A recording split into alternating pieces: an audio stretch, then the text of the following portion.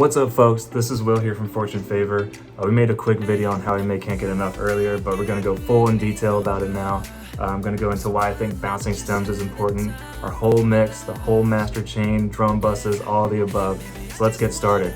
First things first, take a second, subscribe to the channel below. If you like what you see here, leave a comment, let us know what we should do next. Okay, so you can kind of see the organization of how I normally do things. Vocals are at the top. We'll start there, but I also got a whole melodic chain, stuff that's in the drop only. KS is just kick, snare. Some top drums and cymbals, all the crashes, all the other stuff, FX, and then subs and basses are in their own channel here. This isn't always how I set up like a master project, but for this one I'll kind of explain the process and why you do it all like this.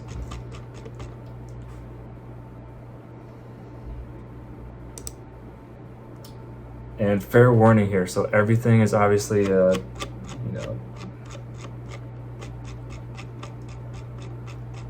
and fair warning here, everything is obviously an audio track. This song is 3 years old, so we only have the stems now. Nothing MIDI, I don't have any of the instruments to go through, but I'll try to explain it the best I can because this project is pretty old. So the vocal stem, Marcus recorded all of these. There's nothing crazy on it. This is just a preamp here, the Neve, and then a soothe at the end to kind of take out some of the harshness. But it's mixed like this.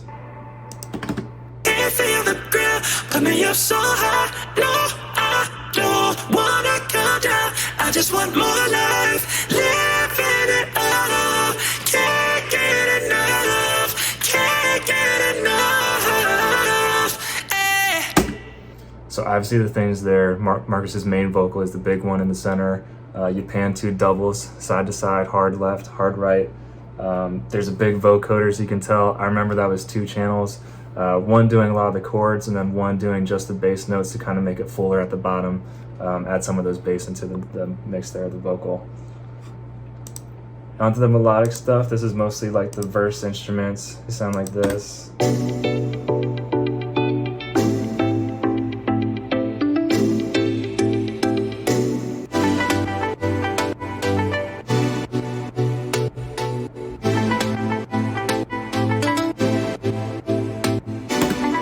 So as you can tell, there's a bunch of layers going on. They're low pass in the beginning, just a filter sweep up top.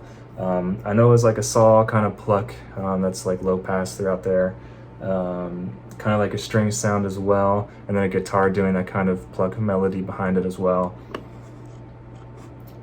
And let's go into the drop here. So this was really cool. I thought kind of made some tension building into it.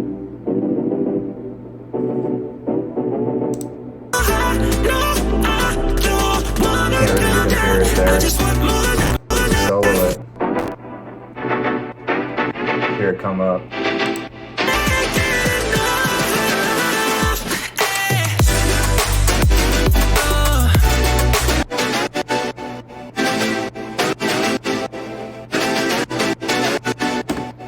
So that's a lot of string layers. I remember these were within Serum, most of them. Probably one in Contact 2. Those are the live instruments recorded. But you can hear the sidechain in there, so why don't I just pull that up and show you what our sidechain is like. So it's dipping everything when the kicks and snares come in.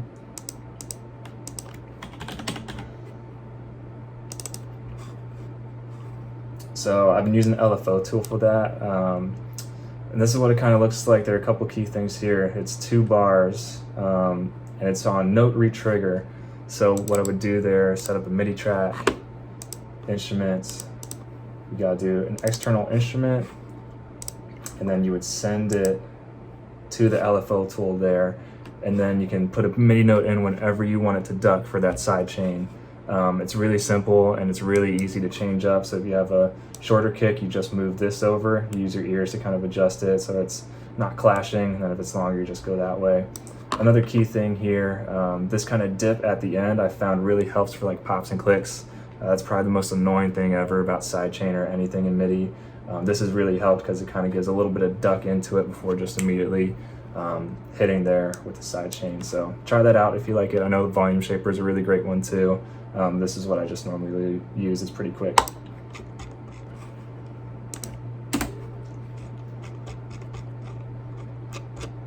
All right, let's get into drums, all that cool stuff. Kicks and snares, so you'll see they're in their own group. I like to mix those so they're kind of hitting at the same level the whole way. And as you can see, even in the stems, they're really not always peaking the same way. If you can look at the waveform, the kick was a little bit lower, so we did some stuff here.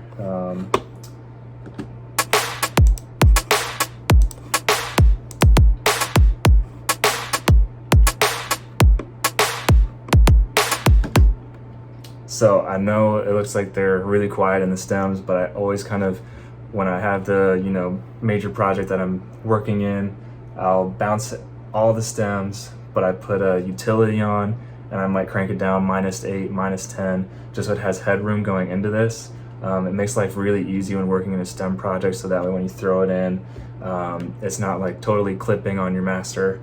You don't have to make that big change in all the ones there. You just have it already kind of low, so you can do stuff like this, because this is a pretty crazy limiter on there, all the way down to 18, but it's not doing too much really if you look at it. Maybe taking 3 to 2, even just ducking 1. Pretty fast attack there. Helps keep the transients go through, but then kind of smush it down, make it really loud. Then Oxford limiter, basically a transient shaper. There's one by Native Instruments we use too. That's really great, but this one just the one we used that day. Not doing too much, only 20%, but definitely helps. You can really hear it there.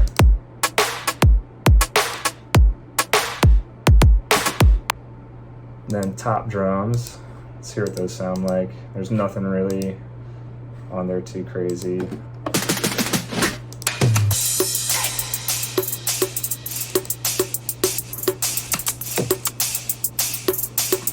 Again, same kind of limiting going on, not ducking too much, pretty fast though.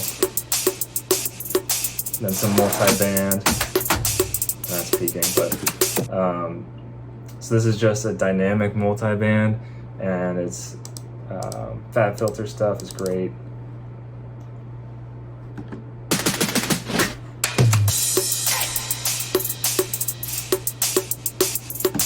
So the key here is this isn't a compressor, it's on expand, so it's gonna make it even higher, add some high transients to it, which I thought really helped kind of give it some crisp punch to the top end. And then FX, nothing too crazy there. This is all the sweeps and stuff.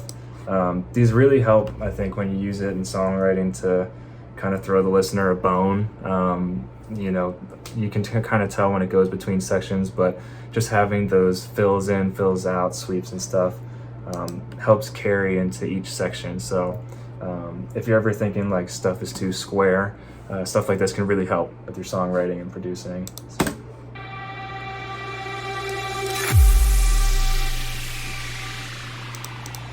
You're so high, no, I don't wanna come down. I just want more life.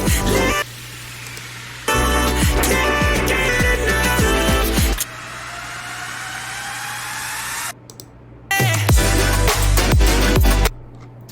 Yeah, so that's that. Then we got all of our basses here. Pretty simple sub, just a sine wave. Saturated probably. And then this is the drop sub.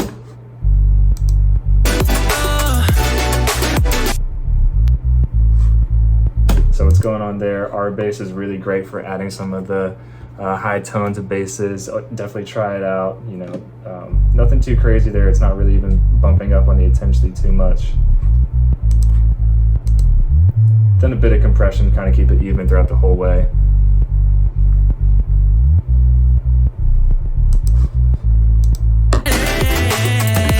Alright, so here's kind of the kicker here. All these chains are receiving signal from the stuff above. So let me kind of collapse this, see if we can see it. Let's go into the chains first. Essentially, there's a basic chain that's going to get, let's just play it. A lot of the melodic stuff, no drums. A hyper chain, is essentially the sub, and then the chain group is everything except the drums. So those are all going to get their own processing here, and it's really nothing crazy. It's probably just some more limiting.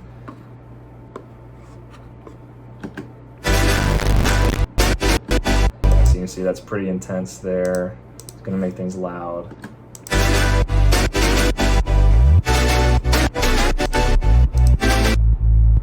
Nothing too crazy on the bass there. But I found this to be a pretty good technique if you're trying to get a loud mix. Serial limiting, so having limiters stacked, in a row is great, so they don't have to work so hard, and then they do a better job of, catching peaks, things like that, keeping it loud the whole time. This is overkill for sure, but I found it worked with this track, and this is obviously an older project. I don't do this all the time, but if you're finding like you can't get the same loudness you want, you can try this out. There's definitely a video I stole this from. I think it's like Skrillex's technique, of course. But essentially you just got to go into Ableton and change which way the outputs here are sending. So this is the vocals, that's just going straight to the master out. The melodic stuff is going to the basic chain, drop is going to the basic chain. This is kick and snare stuff going right to the pre-master, so that's without all these chains. That's just this. So pre-master is essentially the instrumental. So you have everything being squashed melodic, and then it goes over top the drums in the pre-master. Those are getting kind of squashed together, and then you just have the vocal length over top of that going out of the master. That kind of helps the vocals stick out just over top of all the drums, all the instruments, and you can really adjust things pretty fine there.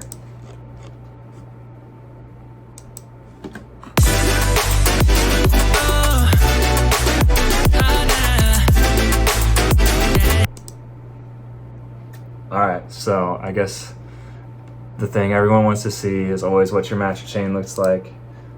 This is what I've been using. It's kind of a lot going on, but I'll try to go through each thing and open them all up.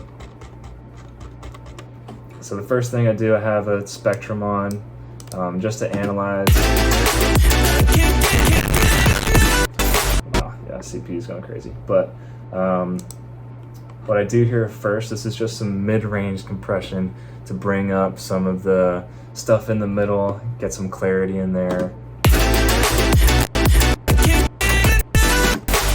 And you can see here the great stuff about fab filter stuff is you can have a mix knob here. So that's only at 75%. It's ducking a lot, but when mixed in well, it helps bring up that mid-range. Then Shadow Hills compressor. Obviously this is third plugin, but it's awesome. It's worth the money. It's not doing too much. You can definitely tell the difference though. The great part about that is it's two compressors in one. They have a lot of tone. You can change up the style here. It's really great. It's worth the money. And since that's probably going to be pretty loud and getting close to zero, I add a utility to bring it down for some more headroom going into all the other stuff. This isn't even doing anything. And then the rest of this rack is some surgical EQ, and it's set on dynamic, which is key. I'll tell you that is key. Don't do this with just a standard EQ that's going to duck everything the whole time. So I'll show you what's going on. So obviously my CPU is going crazy, but having those peaks only go when the frequencies are really high is really important. You don't just want to get rid of everything all the time. Everything throughout this frequency spectrum is important, so don't get rid of it for the entire project. Just try it out in dynamic. It'll really help have a clean mix too. This is another multi-band compressor, but I'll go into each section here. It's a little crazy.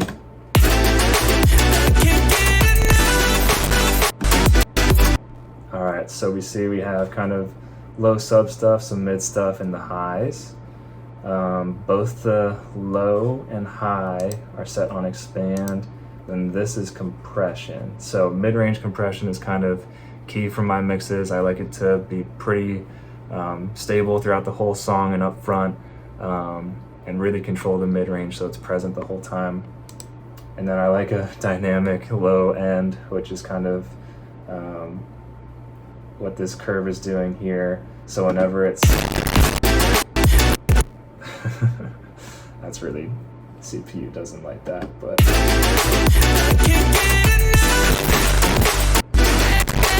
so you can see it's going up. It's on expand instead of compression, which adds some, extra punch to it, a little extra feel and vibe. And this is actually affecting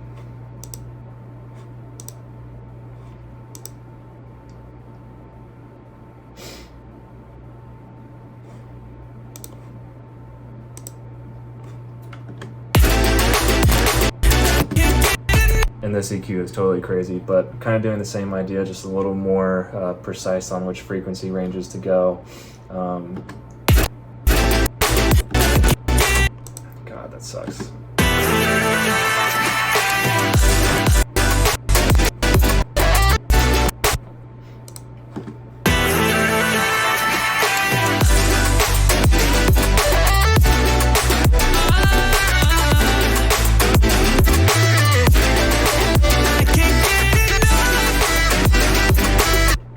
Alright, so this is an EQ, but it's all set to dynamic stuff, so it's going to be moving throughout the whole time. Let me turn this all the way up so you can just see what 100% would look like. Starting from the low stuff, dynamic range for the lows. I have one set for mostly sub.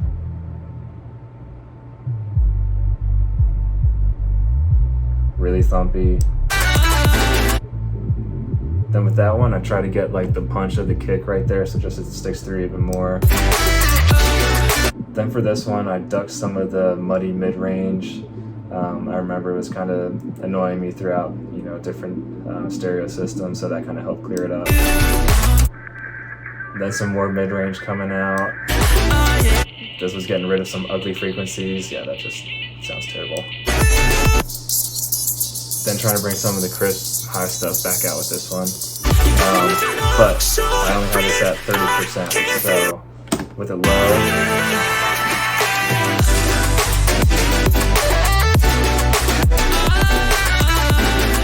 you can see it's bouncing, but it's not doing anything too crazy. Last couple of things you do, I throw a pool tech on everything. It's just great. It's really warm. It's great EQ, even with none of these knobs turned on. Like if it was all at 0, you could tell the difference with just it being on the master chain. There are a lot of emulators of this, so they're all pretty good. I had the, Waves one. This is the UAD one. They're both great. Definitely try it out. You can definitely tell the difference and play without it.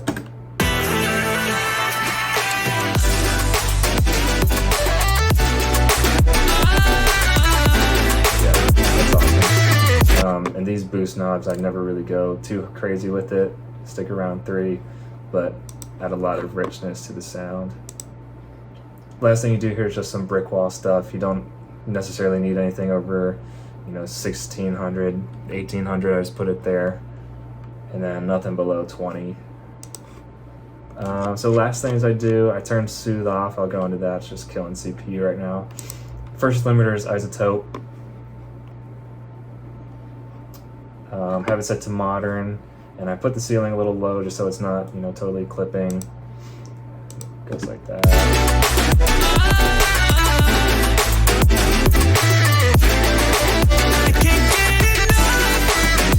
So this is more about bringing it up and just catching some of the peaks at the top. Not the fastest attack, just to kind of bring things up again. And then I would probably switch these two now the way I do it, but you can try it either way. Clipping is really important though.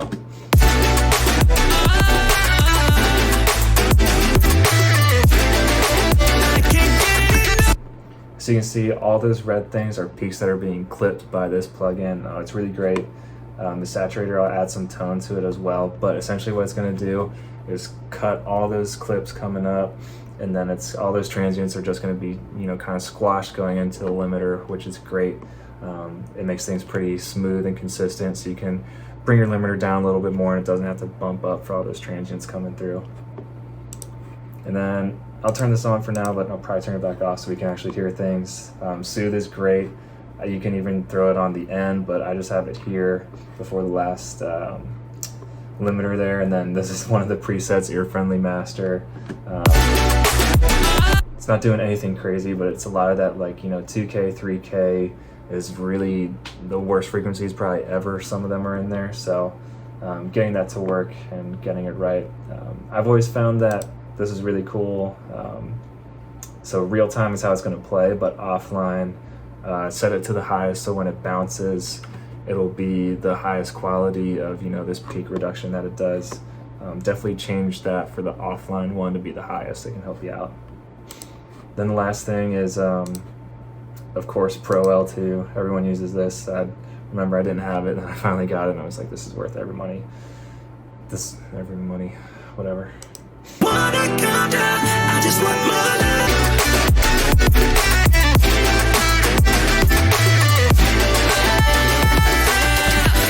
So you can see cutting a lot there, almost the 4 or 5 range. LUFS is what I use to meter things. I find between the 8 and 6 range is pretty good. I'm not going to go into loudness war, but that's pretty stable between not being slammed down for streaming, but also having good clarity for, like, standing up to live mixes that are really loud. It'll still compete there. And this is just super fast, like fastest attack, quick release, transients all the way up. That's probably the best way to do it. And then other things I do, I reference this to the middle. So instead of putting my master chain on the master, I have, this is Span Plus. It's a great, imager there. And then what I would do is play like drop here, and then immediately compare it to the waveforms here. See if I'm hitting the same ranges. It's not going to be exactly the same, but it's really important to use references. There are plugins that do it that are probably better than this way, but this is just how I did it for this project, and it's pretty quick.